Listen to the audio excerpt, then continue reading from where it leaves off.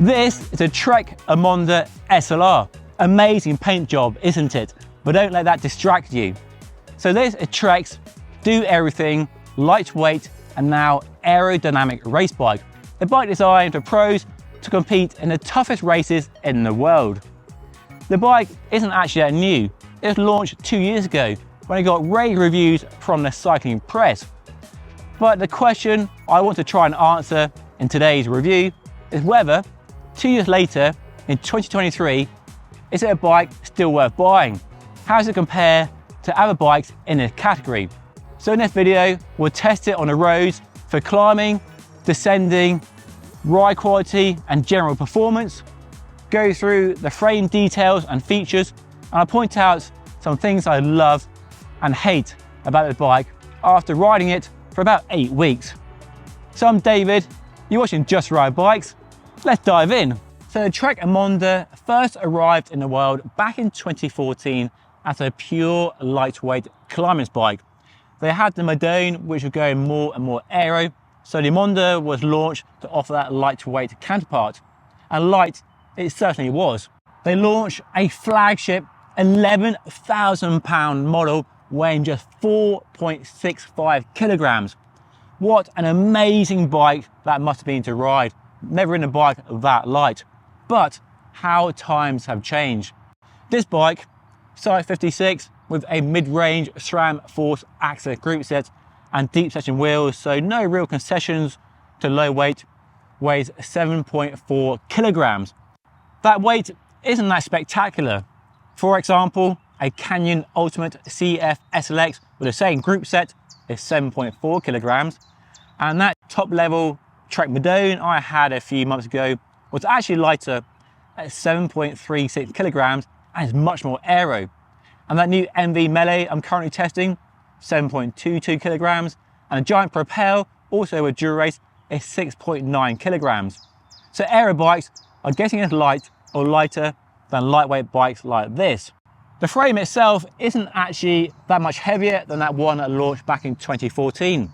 That original had a staggering 665 gram frame weight, whereas this new one is 698.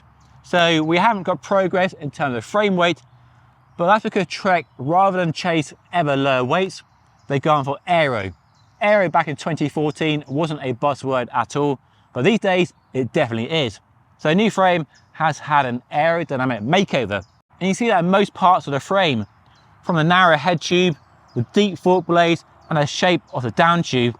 But we don't have the de facto drop rear stays like many aero bikes do have, which I think looks better personally, and the seat mast isn't aero either. But we do have the required internal K-routing, which on the top end model has a one-piece carbon handlebar and stem for even more aero. We'll talk about how aero or fast the bike is when we get to the ride section later in the video. We should talk about price and value for money.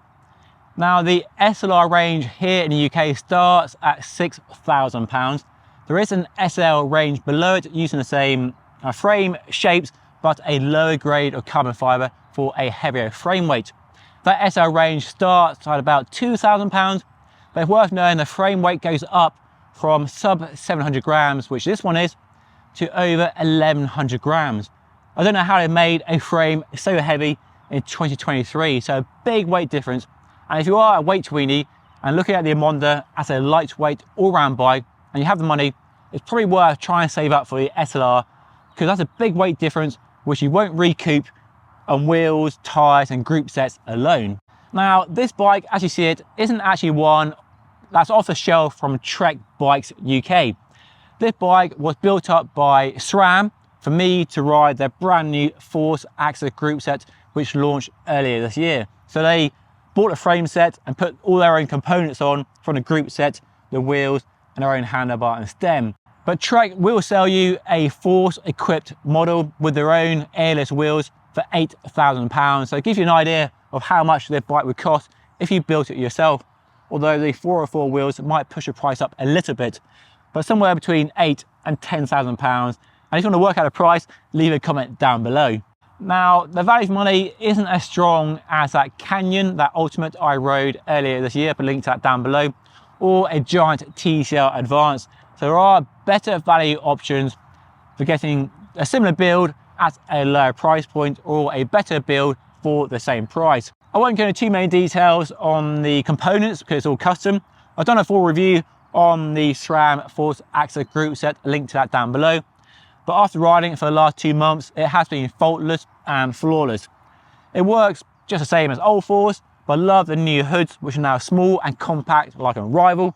And I love the looks of the new group set, really grown on me and definitely matches the paint job on this frame. Shifting performance is very good. Front shifting has been fine. I've had no drop chains, like I know some people do report with SRAM, so no issues there. Front shifting isn't as fast as new 12-speed Di2 from Shimano, but if you're not worried about ultimate shift speed, it works just fine. And I love the gearing range you get with SRAM compared to more traditional Shimano and Campac offerings personally. Now for some things I love about this bike. I love the fact you can fit a normal handlebar and stem and still have the cables go inside a frame there. So you're not tied into using a one-piece handlebar and stem like you are on so many bikes. This bike arrived with a stem that's too short for me, so I swapped it for a longer one with nice carbon fiber SL speed item, and I have options to go lower or higher on the stack height. So that's a nice detail on this bike. And I personally prefer a round handlebar over an Aero one when I'm climbing. We have a T47 bottom bracket, so a big thumbs up there, Trek. Finally, they've ditched that BB90 that was so bad, and we have a sensible threaded oversized bottom bracket. The frame is officially rated for 28mm wide tyres, which is narrow by the standards of average race bikes. 30 and 32 is very common. But these are 30mm wide tyres on a wide rim and they fit just fine. In fact, I reckon a 32 might be just fine between the rear stays and the fork. So big tyres that eke out more comfort from the platform. And I love the paint job on the bike. We have a pearlescent finish that really sparkles, shimmers and glimmers in the sunlight. Looks absolutely spectacular. But there are some things I hate about the bike. The first one, the size of the Trek logo on a down tube. I mean, why does it have to be so big? It's so big, it goes onto the head tube. I mean, if a bit smaller, it'd look fine, but why does it have to be so big? I know it's a race bike, and in the Pro Peloton, that makes sense. But if you're buying a bike, you don't need such a big logo, do you? I'm not a fan of the seat mask design that Trek have been using on their bikes for years and years. Why can't we have a normal seat post with a seat clamp down there and you fit any seat post you want, not this very special bespoke system here? I get there may be a reason why they moved the seat clamp from here to there, but from riding it, I can't feel what the benefits are. Definitely not smoother and doesn't look more aero either.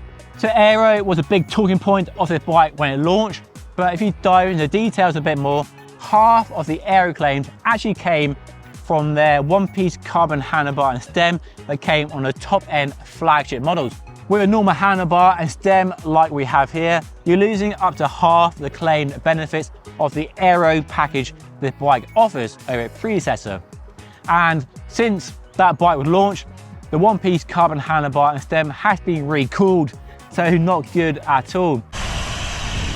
So let's talk about how the bike rides, and I've had it for about 6, nearly 8 weeks now, so plenty of time to log some serious miles, both here in the lovely sunny Cotswolds and also over in Belgium for some cobbled action. And what really strikes me about the bike, from the first ride to riding it right now for filming, is how lively and punchy and alert the bike feels. It's the most reactive bike I've ridden in a long time. Way more lively than a Tarmac SL7 or my own giant TCR Advance. Just got a fantastic, really encouraging behavior, just urge you to ride fast all the time. But it's not a smooth ride, and it's definitely a very firm, borderline harsh ride. It transmits way more of the road surface through a handlebar and a saddle than any other race bike. And that might be fine if you're racing, because it's a bike designed for the pros to race on, of course, and they don't really care about comfort. But here in the real world, us mere mortals do care about comfort. And many manufacturers are proving you can have all that performance of a race bike wrapped up in a bike that delivers really good comfort, nice smoothness to make it a bike you can enjoy away from the cut and thrust of a pro peloton. So on that, the Emonda SLR failed to deliver the necessary smoothness I think a bike of the category really needs to offer. And when you're riding Belgian cobbles, boy, is this a hard ride. And that's even running 30mm wide tyres at 55 PSI. And even though it didn't break me, didn't beat me up at the end of the day, I was wishing the whole time I was on another bike that offered a smooth ride, that made riding over cobbles a bit less unpleasant. Not enjoyable, although I do love riding cobbles, but a bit less jarring. And I think that's where the bike is really lacking. The comfort, the smoothness, the compliance, whatever you want to call it, just isn't in the same league as other bikes are offering in this category. Is it quick? Well, on the flat roads, it feels no faster than other race bikes I've ridden over the last 12 months. And where the power meter is not using any less power from me at those same speeds, like average speeds of 30 to 35 kilometers per hour. So I can't really vouch for the aero performance of this bike. It does, however, climb better than the weight would suggest. For some reason, perhaps the overly stiff frame, it climbs really well. And I have set some pretty good times, not KOMs, but personal records on climbs where I haven't on other bikes. So I'm not really sure what that's all about, other than perhaps that stiff frame. It's definitely not the weight. Another positive is handling. The way the bike steers, the way it corners, the way it handles descents, the way it moves on the road is just fantastic. I mean, no better or worse than other race bikes, but it does what you expect from a race bike. And I like the balance of the H1.5 geometry. Not too slammed, not too upright, just the right blend. And I haven't even slammed the stem. There are a few spaces I could remove for a bit more aero and that pro look, but I'm quite happy with the handlebar height right now. So it definitely isn't the quickest bike I've ever ridden, using my very subjective testing protocol. But sometimes the way a bike feels is probably more important than the data, the numbers, the wind tunnel testing would suggest. And although it's very subjective, this bike does feel lively and a lot of fun to ride, but definitely not the smoothest if you do value comfort or you have to ride on rough roads, which, let's be honest, most of us do these days. But let me know how rough or smooth your local roads are by leaving a comment down below. So, conclusion time. Should you buy the Trek Emonda SLR or avoid it? To be honest, it's not really a bike I can highly recommend. I mean, don't get me wrong, it's an amazing bike. Fast, stiff, but not as good as other bikes in this category. That Trek Madone is more aero and lighter in our top end build.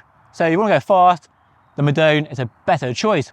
And if you do want a lightweight aero all-rounder, the Canyon Ultimate, the Tarmac SL7 and the new Cannondale SuperSix Evo, I think are better options than the Trek Emonda SLR, which is a shame because I love the paint job on the bike. Looks amazing. Definitely one of the most interesting bikes I've had in terms of the reaction I've had from other cyclists. Anyway, if you want to see some of the best race bikes you can currently buy, then watch this video up here. And don't forget to subscribe if you want to see more bike reviews like this on a regular basis by hitting the button down here. But that's all for today. I've been David. Thank you so much for watching. I'll see you all again very soon.